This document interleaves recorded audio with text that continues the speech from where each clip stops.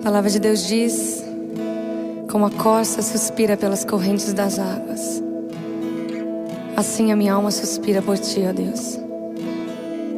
Minha alma tem sede de Deus, do Deus vivo. Quando eu irei, quando me verei perante a sua face. As minhas lágrimas têm sido meu alimento de dia e de noite, enquanto as pessoas que estão no redor me perguntam onde é que está o seu Deus. Mas eu me lembro dessas coisas, de quando eu saía em procissão à casa do meu Deus, multidão em festa. E eu pergunto a mim mesmo: por que você está abatida, minha alma, e por que você se perturba dentro de mim? Hoje eu não acordei no meu melhor dia, nem como pessoa, nem como cidadã, nem como cristã. E isso te escandaliza? Eu não sei se por algum segundo passou na sua cabeça a ideia de que eu tenho algum privilégio acima de você, porque eu não tenho. Não sei se em algum momento você criou a ilusão de ver que as pessoas do lado de cada câmera, elas conseguem ser mais cristãs que você e têm desafios menores e menos pecados. Isso não é verdade e por alguma razão eu quero sempre enfatizar isso pra você, porque um dia você pode se desiludir.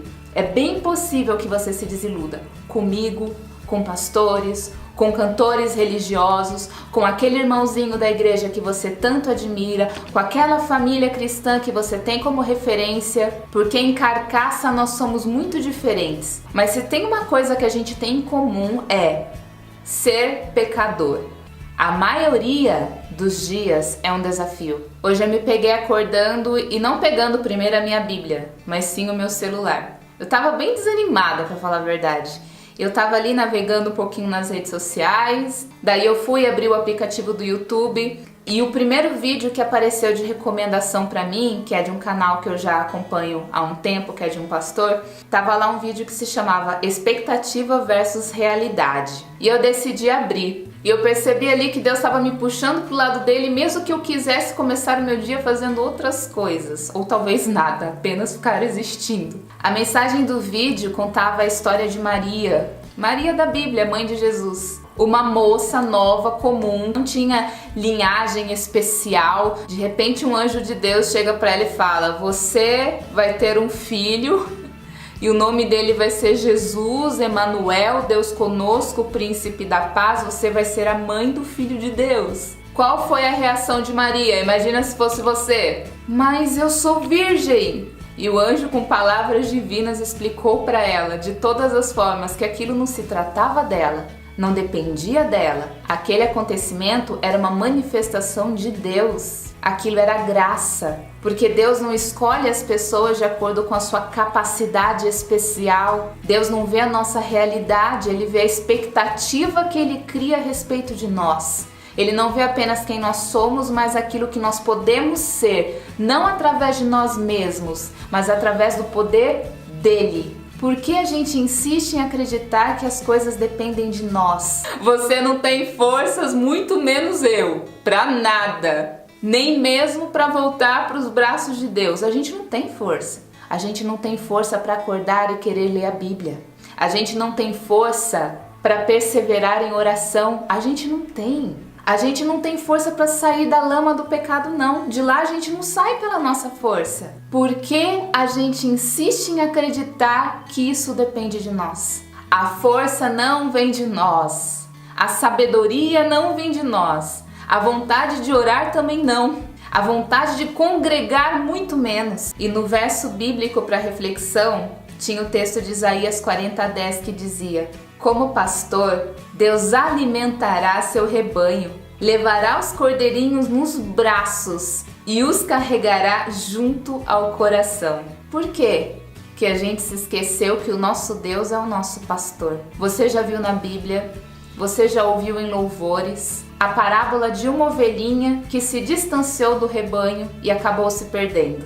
E o que o pastor dessa ovelha faz? Por acaso ele disse assim: quem mandou você se distanciar do grupo, queridinha? Agora você fica aí, eu te avisei, você foi desobediente, olha só no que deu. Não, ele não disse isso. E por um acaso ele disse assim: fica esperando aí, vê se outras ovelhas vão te procurar, vão sentir sua falta para te resgatar. Ele também não disse. A gente sabe o que o pastor ele mesmo se levantou e foi atrás da sua ovelhinha perdida. Mas ele fez questão de sair e ir resgatar a única que estava perdida. E ele mesmo vai lá, a resgata e a carrega no colo, porque sabe que ela já está exausta e não tem força mais para caminhar sozinha. Para você que está longe, ou para você que perdeu a vontade e o prazer de estar com Cristo, não depende de você. Ele vai te alcançar. Espera em Deus, pois eu ainda o louvarei a Ele, meu auxílio e Deus meu. Esta canção nos fala sobre isso, desse momento de crise que todo cristão vive. Essa guerra entre a alma e o espírito, a sede, a fome pela presença de Deus e ao mesmo tempo esse desespero de alma pedindo ao Senhor por socorro. A primeira coisa que a gente precisa entender é a seguinte: a transformação de vida, ela vai gerar dentro de nós uma mortificação da nossa carne e, consequentemente, a minha mente não vai ter mais pensamentos próprios, porque dentro da minha mente só vai ter aquilo que é bom, agradável, louvável, aquilo que é de boa fama, de boa índole. A minha mente, ela vai se tornar uma só com a mente de Cristo. Certo? Ela tem que se transformar numa só com a mente de Cristo. Então, tudo que sai da minha boca já vai consequentemente ser a voz de Deus, porque não vai ter mais julgamentos próprios, julgamentos da minha carne. A minha carne não vai mais interferir porque eu ando no Espírito. Ok, pessoal? Então, essa dúvida ela tem que sair do nosso coração. A gente não pode permanecer com essa dúvida para sempre, certo? Se a gente ainda está tendo dificuldade de entender quando é a voz de Deus e quando é a minha mente, é sinal de que a minha mente está falando demais, eu tenho julgamentos próprios demais, e aí fica mais difícil de eu identificar quando é a voz de Deus e quando é a minha própria voz, porque a minha voz tem tanta força quanto a voz de Deus dentro de mim. Mas tá aí uma coisa que as pessoas elas não conseguem abrir mão, sabe, pessoal? Essa necessidade de ouvir a voz de Deus audivelmente. As pessoas têm uma sede por uma experiência com Deus, aonde Deus fala, elas ouvem, então elas se sentem realizadas, porque então agora elas descobriram que Deus as ama, agora elas estão com certeza das decisões que elas devem tomar, porque elas ouviram uma voz. Ou seja, as pessoas estão dependendo de uma experiência espiritual para conseguirem crer de verdade. Elas não conseguem crer no que a Bíblia já diz, elas não conseguem crer que as suas vidas estão sendo conduzidas e dirigidas pelo Pai, e por isso elas precisam que o Pai diga para ela o que elas devem dizer, o que elas devem fazer. Elas precisam ouvir uma voz para poder ter certeza, porque falta fé no coração. A fé, ela já é a certeza. Se eu tenho fé, eu não preciso ouvir a voz de Deus, porque todas as minhas atitudes já são dirigidas por Deus. O problema é que, como nós andamos na carne, nós sabemos e temos consciência de que muitas vezes as nossas atitudes são carnais, nossas decisões são carnais, nossos pensamentos são carnais, e por isso, obviamente, eu fico com dúvida, porque eu sei que a minha carne me governa demais. E como ela me governa demais, eu preciso realmente ficar preocupado. Então entenda, pessoal, quanto mais eu morro, quanto mais eu me santifico, quanto mais eu tiro o pecado do meu coração se torna igual ao coração de Deus, mais certeza eu tenho do que eu devo fazer, mais eu sei o que Deus quer que eu faça e mais eu creio no que Ele já disse, e eu não preciso que Deus fique provando de novo, me dando sinais novamente para que eu volte a crer novamente. Deus precisou falar para Samuel: Samuel, não considere a aparência, porque eu não vejo como o homem vê. O homem vê a aparência, mas eu vejo o coração. Então, Samuel precisou ouvir a voz de Deus porque ele não sabia qual era a vontade de Deus. Por isso, queridos, quando eu sou transformado pela renovação do meu entendimento, eu experimento, eu passo a saber qual é a boa, agradável e perfeita vontade de Deus. Davi, ele tinha certeza que ele podia enfrentar Golias mesmo sem ter ouvido uma voz dizendo para ele: vai que a vitória é sua. Ok? Porque a fé dele, o coração de Davi era semelhante ao coração de Deus. Davi pensava como Deus pensava. Jesus disse assim: olha, as minhas ovelhas conhecem a minha voz, elas ouvem a minha voz e a reconhecem. Por quê, queridos? Porque você se torna igual, você anda junto com aquela pessoa, você se torna igual a ela, você pensa como ela pensa, você sente como ela sente. Então, a fé faz com que você já se torne igual àquela pessoa, pense igual a ela, então você não precisa mais que Deus fale o que você tem que fazer. Você já sabe o que você tem que fazer, porque a fé te conduz, a palavra dele gera fé no seu coração e você não precisa de outras provas, de outros sinais, você não precisa ficar ouvindo uma voz dizendo para você o que você deve fazer ou não deve fazer, porque você já está ouvindo a voz de Deus o tempo todo. Deus já está falando com você a todo momento, tudo você consegue enxergar Deus. Em tudo que você está fazendo, você já vê a mão de Deus, então você já sabe o que você tem que fazer. Quando é ele falando, a voz dele, as palavras dele não nascem de dentro do nosso próprio intelecto, do nosso próprio entendimento, e por isso a gente fica claro, a gente consegue separar o que é Deus falando e quando não é Deus falando, quando é a gente falando. A gente sabe quando as ideias saíram da nossa própria cabeça e quando não saíram da nossa própria cabeça, porque tem uma sensação estranha que separa essas duas coisas. Agora, pessoal, não significa que sempre seja desse jeito a experiência de ouvir a voz de Deus. Porque a transformação que Deus vai fazendo dentro de nós vai gerando dentro de nós uma sabedoria.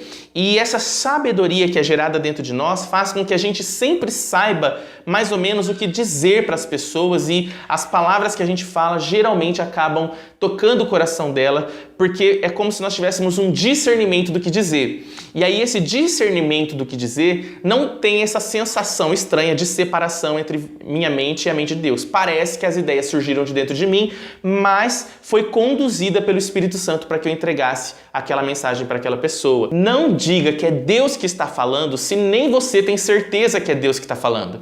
É necessário que primeiro você tenha fé de que foi Deus que falou para que você possa gerar fé no coração da outra pessoa de que foi Deus que falou. Porque senão você vai gerar mais confusão e vai mais atrapalhar a vida daquela pessoa do que necessariamente ajudar. Mas hoje nós queremos dizer para você que o segredo está no espera em Deus, pois eu ainda o louvarei. A Ele, meu auxílio e Deus meu.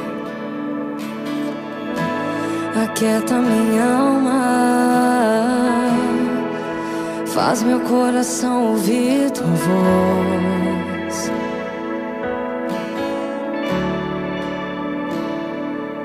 Lá em Gálatas capítulo 2, o verso 20 diz: assim já não vivo mais eu, mas Cristo vive em mim. Isso significa que tudo que eu falo, que eu faço, que eu ouço e a maneira como eu me porto precisa refletir a imagem de Jesus. E agora, meu irmãozinho, eu quero que você que reflita junto comigo, assim, do fundo do seu coração, algumas coisas sobre as músicas que você ouve. Imagine que você está em algum lugar ali, tranquilo, com seu fone de ouvido, ouvindo suas músicas.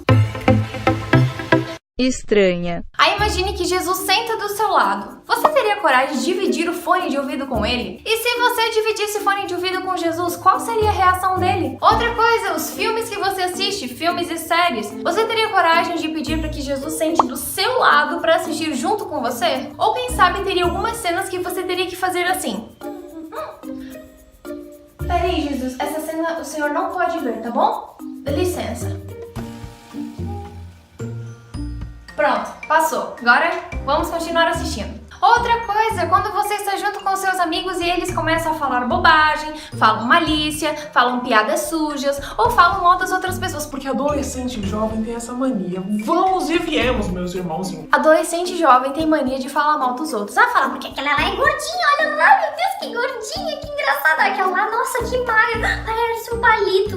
Nossa, aquela lá é muito alta, nossa, olha aquele menino lá, que baixinho. Ai, que horror. Mania de falar mal dos outros, do cabelo, do corpo, do peso, da altura, de tudo. Adolescente gosta de falar mal dos outros. E você, sendo um cristão lá no meio dos seus amigos, no grupo do WhatsApp, ou com seus amigos lá pessoalmente, eles começam a falar mal das pessoas, como que o cristão que está ali no meio deve se portar? Outra situação, meu irmãozinho, não sei se você está no computador ou no celular assistindo esse vídeo, mas imagine que de repente, nesse momento, Jesus aparece do seu lado. E aí, ele chega pra você e diz assim: filho, empresta seu celular pra mim. E você vai ficar tipo: ué, por que Jesus quer meu celular? E aí Jesus diz: filho, é que eu quero ver tudo que você tem ali. Quero ver a sua galeria, quero ver aquilo que você já apagou, quero ver o que você pesquisa na internet, quero ver as coisas que você já viu no YouTube. Eu vou até lá naquela aba anônima do Google que não deixa rastro e nem histórico. Eu vou ver tudo que tem lá, inclusive tudo que já apareceu no seu WhatsApp que porventura você apagou. Se dependesse só do seu celular para você ser salvo ou você se perder, de que lado você estaria? Por vezes a gente tem uma visão muito superficial a respeito do que é ser cristão. cristão? Cristão não é você só pegar a sua Bíblia bem bonitinha, botar debaixo do braço e ir pra igreja com uma roupa bonitinha, bem cheiroso, ir lá cantar, dizer amém, glória, aleluia,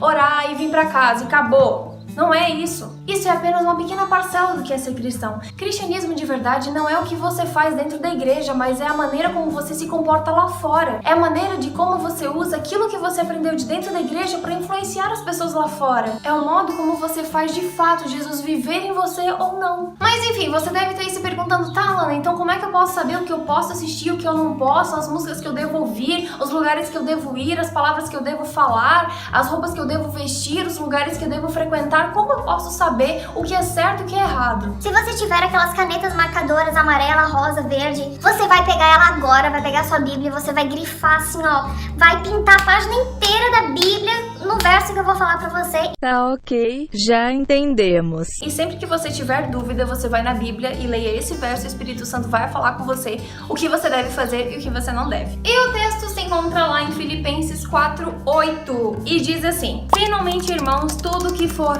verdadeiro, tudo que for nobre, tudo que for correto, tudo que for puro, tudo que for amável, tudo que for de boa fama, se houver algo de excelente ou digno de louvor, pensem nessas coisas. Se a música que você ouve, o filme que você assiste, o lugar que você frequenta, as conversas que você tem com seus amigos ou no WhatsApp, as coisas que você pesquisa, tudo que você faz, as roupas que você veste, a maneira como você se comporta, o que você gosta de fazer, o que você não gosta, se for verdadeiro, nobre, correto, puro, amável, de boa fama, tiver algo de excelente ou digno de louvor, pode ir em frente, meu irmão, porque não é pecado. Sempre que você tiver dúvida a respeito de alguma coisa, você pega esse versículo, você ora, leia esse versículo e deixa o Espírito Santo falar ao seu coração. E não tem como a gente ficar sendo teimoso, dizendo, não, isso é bobagem, isso é coisa da minha cabeça, porque sempre o Espírito Santo vai falar com você através desse versículo e através da sua consciência. A questão não é tanto pode ou não pode, o que eu devo fazer, o que eu não devo, como se a gente tivesse uma linha divisória entre o certo e o errado, que a gente tem que andar em cima desse muro, assim, tipo, meio que se equilibrando para não cair. Não é dessa maneira.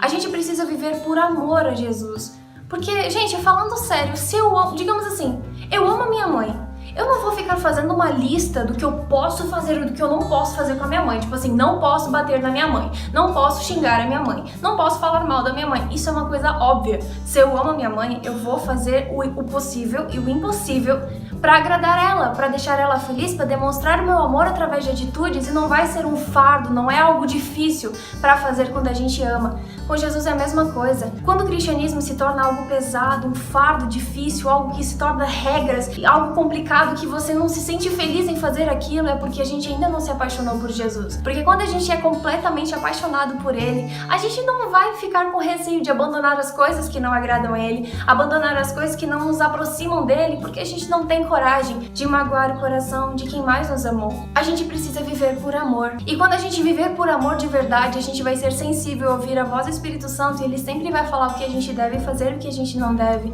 Não pro nosso mal, mas pro nosso bem, para nos evitar de quebrar a cara em muitas situações. Sempre que você tiver dúvidas do que você deve fazer, o que você não deve, se pode ou se não pode, você já sabe. Abra Filipenses 4:8, ore a Deus e seja sensível à voz do Espírito Santo para que Ele fale com você e te mostre o caminho que você deve seguir. Me chama pra perto, só assim eu não me sinto só.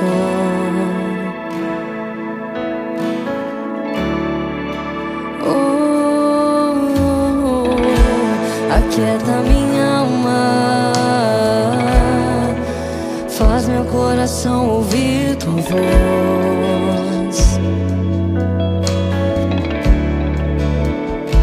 Seu namoro. Primeiro hábito dos namorados saudáveis é: eles comem muita salada. Orar juntos. Falar com Deus ao mesmo tempo, juntos, no mesmo lugar. Cara, é muito importante que o casal ore junto. Por quê? Com o tempo, conforme você vai orando junto, você vai tirando essas máscaras e ali o seu coração vai aparecendo. Se vocês tiverem essa prática de sempre orar juntos, isso vai ajudar muito vocês a se manterem retos diante de Deus. Segundo hábito dos casais de namorado saudável é sonhar juntos. Vocês precisam falar sobre a expectativa de vocês. Por quê? Porque pode ser que a expectativa dos dois tenha algum conflito. Por exemplo, de repente o sonho da menina é morar fora, é poder construir uma vida trabalhando em um outro país, e o rapaz, de repente, nem sequer cogita essa possibilidade. Quer ficar a vida inteira na mesma cidade, do lado dos pais, então quer dizer, uma hora isso vai dar um conflito. Ou então, você, menina, você quer casar e morar num apartamento. O rapaz não suporta prédio, ele acha que tem que morar em casa. Terceiro hábito do casal saudável é ter amigos fora do namoro. A vida não se resume ao namoro de vocês. Você pode ter amigos fora do namoro. Você deve ter amigos fora do namoro, até porque A e B, B e A, isso é dependência emocional, isso não é saudável. Saia com seus amigos também, vai lá jogar sua bola, a menina saia com as suas amigas, desenvolva outros relacionamentos de amizade além do namoro. Sabe o que é isso? Isso aqui, ó. Que eu tô indo jogar bola. Quarto hábito dos casais saudáveis é ter conselheiros. Cara, isso aqui é muito importante. E é necessário muita humildade nesse daqui, né? Porque é você escolher algumas pessoas ou uma pessoa para aconselhar vocês como casal. Olha só, se a palavra de Deus diz que na multidão de conselhos há sabedoria, não seja você arrogante achando que não precisa de conselho. Uma hora ou outra você vai precisar de alguém de Deus, de alguém mais velho, mais experiente, para poder te orientar em algumas decisões que você vai tomar. E cara, a palavra de Deus é muito enfática. Honra teu pai e tua mãe. E ouvi-los em relação a essa decisão talvez seja um dos atos mais altos de honra que existe. E muitas vezes esse conselheiro ou essa conselheira que nós estamos indicando aqui pode ser sim os seus pais, porque, cara, eles te amam tanto e eles vão querer te ajudar nesse momento. Quinto hábito dos casais de namorado saudável, cara, eles não conversam toda hora, todo momento, todo segundo, principalmente pelo WhatsApp. Gente, isso destrói o relacionamento. Na época que eu namorava com a Val não tinha WhatsApp, então a gente se falava de vez em quando por telefone, também é super caro, e a gente se falava pessoalmente. Cara, eu vi já relacionamentos acabarem, porque as pessoas, pelo excesso de elas falarem pelo WhatsApp. Era o tempo todo, e aí, tá aí? Tudo bem? Não, oi. E aí a pessoa não responde porque, cara, sei lá, ela foi no banheiro, porque ela tem uma vida, e aí a outra já fica, tipo, brava porque ela viu 2 negocinhos azul acesos lá e não respondeu. É um stalker, né? Tipo, é uma coisa de perseguidor, sei lá. Fica online a noite inteira pra ver a hora que você aparece, tá bom? Não mente, queridinho, não mente. Conversem bastante, mas bastante. E lógico que a gente tá falando pessoalmente. E cara, conversa sobre tudo mesmo. Não só sobre as coisas boas, sobre as suas qualidades, mas principalmente sobre as suas dificuldades. Converse sobre os seus sonhos, sobre os seus medos, sobre suas angústias e talvez até começar a compartilhar um pouco do seu passado, dos seus traumas, para que realmente vocês se conheçam. 7º hábito dos casais saudáveis é que eles se divertem juntos. Se a mulher gosta dessa coisa face a face, de conversar, de TDR, discutir as coisas, uma coisa que o homem gosta é disso, ó, ombro a ombro. Repara que a maioria das vezes que homens estão juntos, eles estão fazendo alguma coisa junto. Então geralmente eles vão sentar assim como a gente tá, ombro a ombro. O 8º hábito dos casais saudáveis, cara, é que eles não extrapolam o contato físico. Sim, vocês estão namorando, então você está decidindo se você quer fazer uma aliança por toda a vida com essa moça ou com esse rapaz. Então, enquanto você não fizer essa aliança, esse corpo não te pertence. Esse calor seu é fogo, menina. Quieta que esse fogo aí não é de Deus não, tá? 9º hábito dos casais saudáveis, gente, é que eles são transparentes desde o namoro. Cara, uma coisa muito legal é, conforme o namoro for se desenvolvendo, que vocês vão ganhando liberdade para falar umas fraquezas que você tem, para até confessar pecado de repente. Para que você não oculte isso e depois revele isso somente no casamento e fica com essas surpresas de que parece que a pessoa casou com alguém que na verdade ela não conhecia. É que infelizmente tem atingido os rapazes o vício da pornografia. Se rapaz, você tem esse vício e não tá conseguindo vencer, primeiro, tenha um líder, tenha um pai espiritual, alguém que te ajude e te monitore. 10º e último hábito dos casais saudáveis é que esses casais são rápidos em perdoar. E em pedir perdão também. Desenvolva desde agora essa habilidade de pedir perdão e de perdoar. Por quê? Porque os casais que estão juntos por muitos e muitos anos não são os casais que não erram, mas são os casais que aprenderam a perdoar. Me chama pra perto, só assim eu não me sinto só.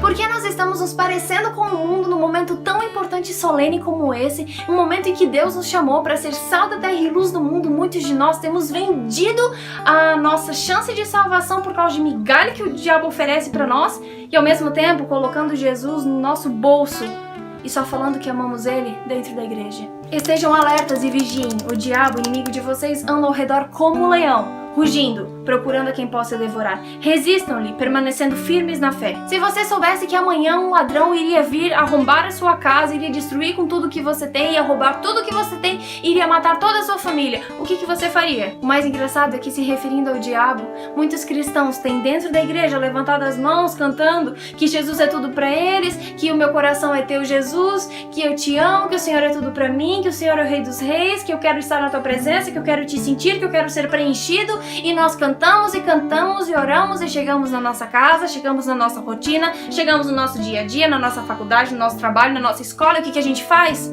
A gente não vive o evangelho. A gente acha que tudo é aceitável diante de Deus, que a gente pode fazer o que a gente quiser da nossa vida, que depois é só abrir o coração, abrir a boca, dizer que ama Jesus e cantar, bater palma, dizer glória a Deus, aleluia, pronto, tá tudo certo.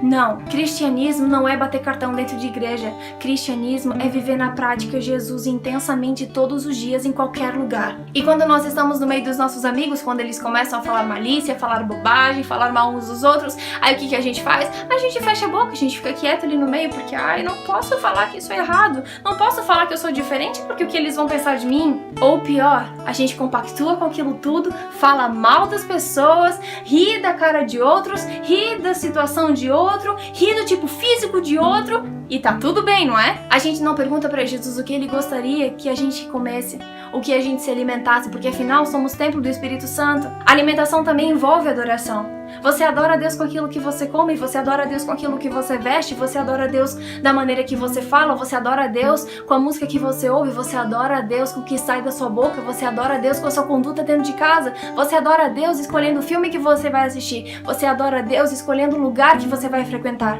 você adora a Deus com as suas redes sociais, você adora a Deus lá no WhatsApp conversando com as pessoas, e a sua adoração também é vista lá naquele momento que você está sozinho na internet e Deus vê o que você abre lá naquela aba anônima do Google.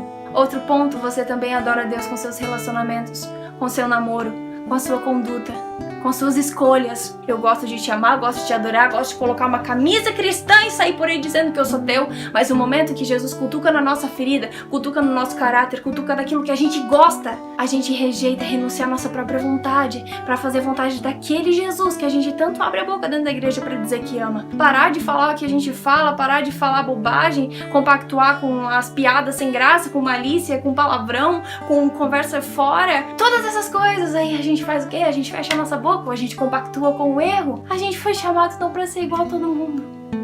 E o diabo tem feito isso com a gente. Se todo cristão desse mundo fosse como você, se todo mundo tivesse a mesma comunhão com Deus, o mesmo comprometimento com Deus, a mesma conduta, as mesmas palavras, o mesmo jeito de ser e agir, como que a igreja seria? Como que a igreja seria se todo mundo fosse como você? Engraçado que a gente é rápido demais pra poder apontar o dedo e julgar alguém, né? A gente é rápido demais também pra enxergar o erro na vida do irmãozinho. Agora, pra enxergar a nossa condição podre e caída, a gente não enxerga. Porque afinal, o diabo tem paralisado os nossos sentidos pra gente pensar que não, tá tudo certo.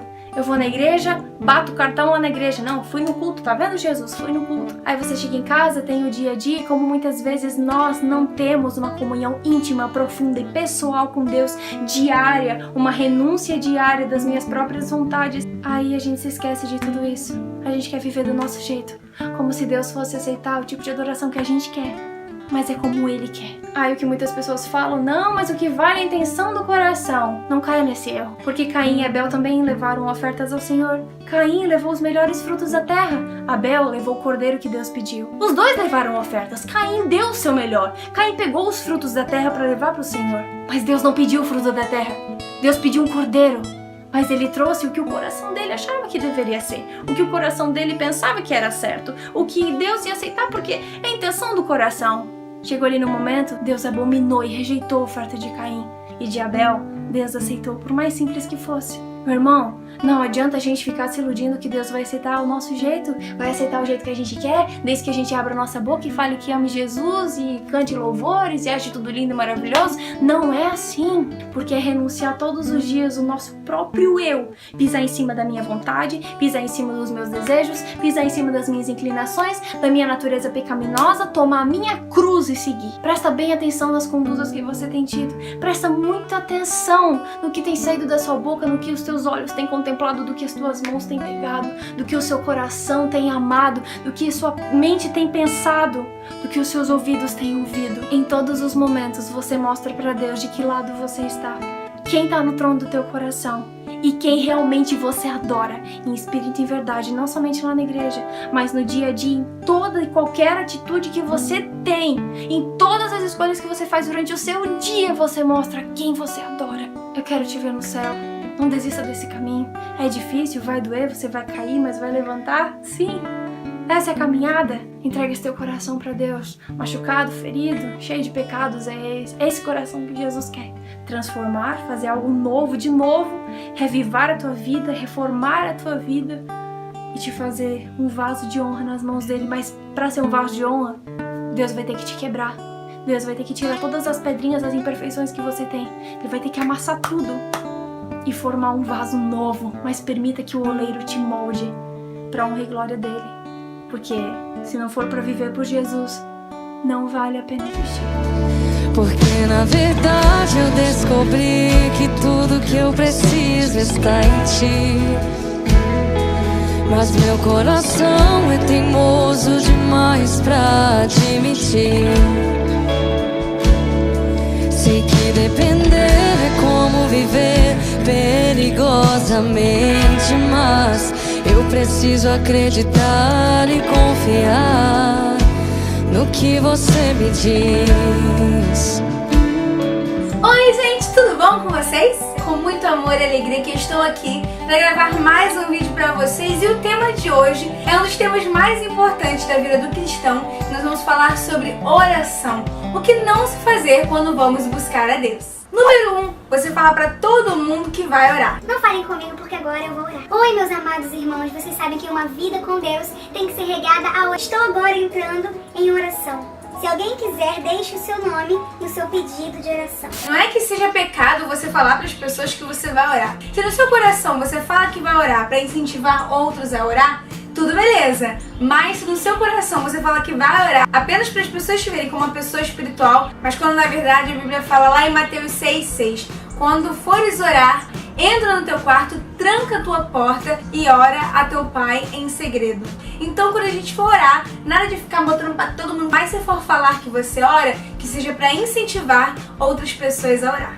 2. O ao contrário do número 1 é você não falar pra ninguém. Ou seja, quando você vai orar, você fecha tua porta, aí tua mãe começa a te mandar lavar louça, teu pai manda você lavar o carro, você tem que buscar tua irmã na escola. Ai, agora é hora de falar com Deus. Yasmin! Tô orando. Tia, eu vim te visitar. Tô orando. Ô mãe! Filho, depois você vem. Ô mãe!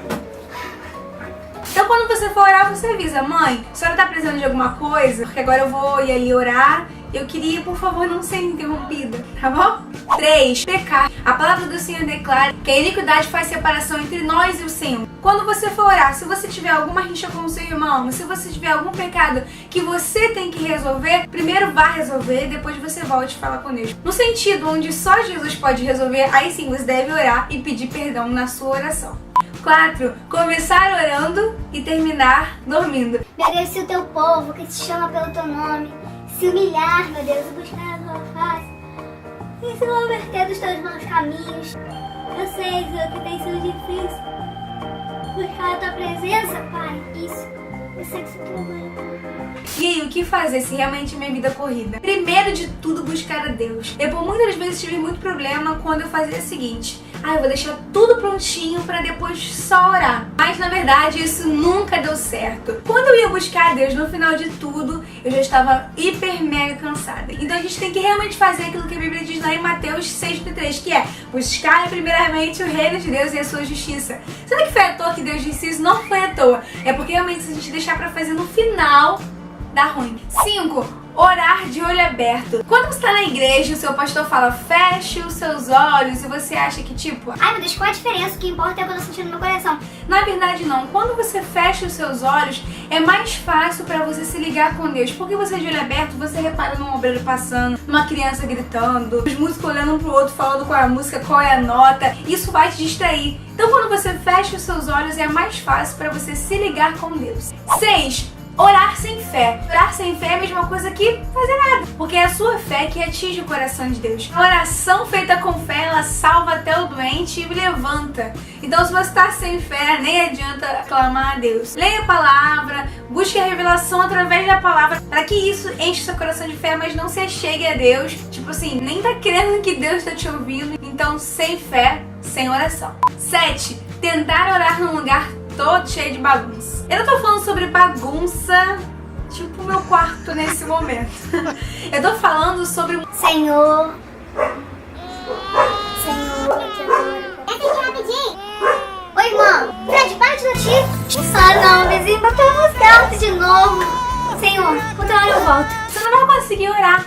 Então espere o momento em que tua casa esteja vazia ou que você possa ter esse momento a sós com Deus. 8. Ir orar, mas deixar o WhatsApp ligado. Então toda vez que você for falar Deus, aí você vai perguntar, Deus? Não, não é Deus. Vai buscar a tua presença, meu Deus. Então, Senhor, como eu estava falando, eu quero, meu Deus, buscar mais... reunião de trabalho, que você desliga o celular, você desliga o WhatsApp, porque você sabe que se tocar o WhatsApp ali naquela hora vai dar ruim pra você. Então por que não tratar com a mesma importância o momento que formos falar com Deus? A Bíblia diz que Deus não divide a glória dele com ninguém, ainda mais com teus amigos do WhatsApp, né, pessoal? Nada de atender ninguém, nada de responder ninguém, esse momento é um momento seu com Deus. 9. Orar preocupado com algo, ou pensando na hora, ou tá sempre com a mente longe. Você sabe, ó Pai, daquilo que eu tô precisando. Você sabe, meu Senhor Jesus, o quanto eu espero, Deus, pela tua presença. Será que ele gosta de mim mesmo? E se eu me declarar pra ele? Ah não, deixa eu voltar pra oração. É, Senhor Jesus. Se você tem confiança em Deus, cara, tu vai ajoelhar, tu vai orar e você vai ter certeza que enquanto você tá aqui orando, ele está trabalhando por você, porque ele trabalha em favor daqueles que nele esperam. Então acalma o teu coração. Antes de você começar a orar, já entregue tudo nas mãos dele, sem reservas, sem preocupação. E 10. Desistir de orar. Eu acho muito legal aquelas pessoas que passam por tudo isso e ainda assim não desistam lá. No dia seguinte, dorme, mas tá lá. Não desiste da sua vida de oração. Não desiste de ser uma pessoa fervorosa na oração, como a palavra de Deus diz. Porque oração é hábito. É você criar mesmo o hábito de orar. Simplesmente isso. Então, quanto mais você foge do hábito de orar, mais longe você fica da oração. Aquieta minha alma, faz meu coração ouvir tua voz.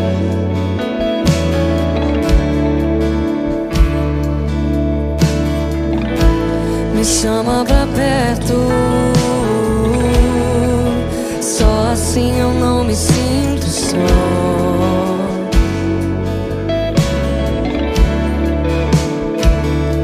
Eu sei que mesmo sem entender você está no controle, então me esconda no teu coração, me amarre a ti, pra eu não